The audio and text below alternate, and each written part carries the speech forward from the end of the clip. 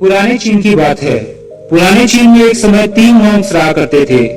वो तीनों मॉन्क्स बहुत ही ज्यादा शांत थे। वो इतने ज्यादा शांत स्वभाव के थे कि वो किसी से किसी भी तरह की बात नहीं करते थे। उनकी शांति इतनी ज्यादा थी कि लोग उनका नाम तक नहीं जानते थे। लेकिन उनकी एक खास बात थी। वो खास बात ये थी कि वो किसी भी गांव में जाते थे तो वहां के गांव के बाजार को ढूंढते थे और उस बाजार के बीच में खड़े होकर वो जोर जोर से हंसने लगते थे। वो उस जगह पे जाकर दिल खोल के हंसते थे, जिसकी वजह से आसपास के लोग जमा हो जाते थे और उनके चारों तरफ घेरा बना लेते थे। धीरे धीरे वो सारे लोग हंसना शुरू कर देते थे उनकी हंसी देखकर, और वो लोग इतने ज्यादा प्रसन्न हो जाते थे कि उनका दिन भी अच्छा गुजरने लग जाता था। उनकी इस हंसी को देखकर लोगों ने उनका नाम 3 लाफिंग मॉन्क्स के नाम से रख दिया था। कई साल बीत गए, लेकिन वो 3 लाफिंग मॉन्क्स वैसे के वैसे ही रहे। कई बार लोगों ने उनका नाम पूछने की कोशिश की, साथ ही साथ उनको अलग अलग तरह के न्योते दिए अपने अपने घर में बुलाकर, और उनको भोजन के लिए बुलाया या फिर किसी भी तरह के राजकीय सम्मान के लिए बुलाया। लेकिन कभी भी ना उन्होंने किसी से बात की, ना ही किसी सम्मान या फिर किसी दावत में वो गए। इवन उन्होंने लोगों को अपना नाम तक नहीं बताया। पर धीरे धीरे जब समय बीतता गया तो उनमें से तीनों के तीनों मॉन्क्स बूढ़े होने लगे। पर एक दिन ऐसा आया कि एक गांव में एक रात में उनमें से एक मॉन्क की मृत्यु हो गई।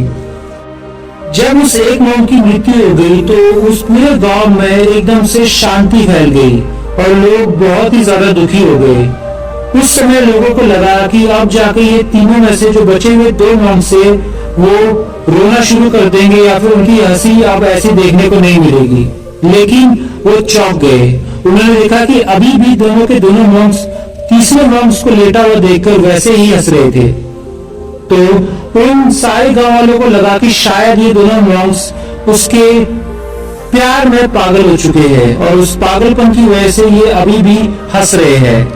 लेकिन उस समय उन दोनों मॉन्क्स ने उन गांव वालों का जवाब देते हुए कहा कि ये हमारी जिंदगी की सबसे बड़ी चुनौती है और हमने जो जीवन भर कमाया है या फिर हमने जीवन भर जो कर्म किया है उस कर्म को हम ऐसे व्यर्थ नहीं जाने दे सकते।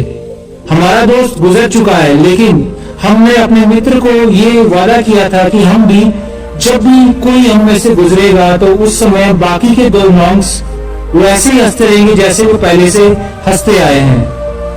चीन में एक प्रक्रिया होती है, जब भी कोई इंसान गुजर जाता है तो उसके वस्त्र बदले जाते हैं और उसको नए वस्त्र पहना के उसकी मृत्यु की सारी प्रक्रिया की जाती है।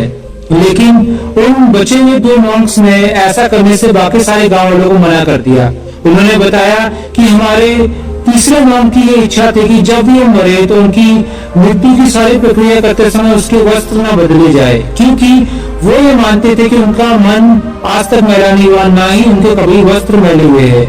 वो हमेशा हंसते रहते थे, इसकी वजह से उनका जीवन हमेशा सादगी एवं शुद्धि के साथ भरा हुआ था। इसलिए उनके आग्रह करने पर गांव वालों ने उस तीसरे मॉन्क के वस्त्र नहीं बदले। जब उस मॉन्क को चिता पर लेटाकर उस पर आग लगाई गई तो सारे के सारे गांव वाले हैरान हो गए, क्योंकि उस तीसरे मॉन्क ने अपनी जेब के अंदर बहुत सारे पुराने चाइनीज पटाखों को रखा हुआ था। जैसे ही उस तीसरे मॉन्क के शरीर में आग लगने लगी, वैसे ही वो सारे के सारे चीनी पटाखे एकदम से फटना शुरू हो गए और फटते फटते वो आसमान की तरफ उड़ने लगे। उन आसमान में बिखरे हुए सारे पटाखों की रोशनी को देखकर गांव वाले एकाएक फिर से चौंक गए और वो सारे लोग एक साथ हंसने लगे। इसी तरह उस तीसरे मॉन्क ने अपनी मृत्यु होने के बाद भी अपने कर्म को नहीं छोड़ा और मरने के बावजूद भी उसने सारे लोगों के बीच में अपनी हंसी और अपनी खुशी ऐसे ही बांटी। दोस्तों, इस कहानी से हम लोग को बहुत बड़ी सीख मिलती है। इस कहानी से हमें ये सीख मिलती है कि हमारी जो खुशी या फिर कहे तो हमारी जो हंसी है वो कभी भी सादगी के पार नहीं जाती है। हमें हमेशा जिंदगी में ये बात याद रखनी चाहिए कि एक हंसी ऐसी चीज है जिसकी कोई कीमत नहीं होती है, उसको बांटने में हमें कोई भी खर्चा नहीं आता है। तो हमेशा कोशिश कीजिए कि जीवन में हंसे और दूसरों की जिंदगी में भी हंसी और खुशी लाने की कोशिश करी जाए। मुझे उम्मीद है आज की कहानी आप लोग को अच्छी लगी होगी। अगर आज की ये कहानी आपको अच्छी लगी तो इस वीडियो को लाइक करते हुए शेयर करना ना भूलें। साथ ही साथ अगर आपको हमारी वीडियोस अच्छी लग रही है तो हमारे चैनल को सब्सक्राइब करते हुए बेल आइकन जरूर दबाएं ताकि हमारी भविष्य में आने वाली वीडियोस को भी आप ऐसे ही देख पाए। तब तक के लिए धन्यवाद।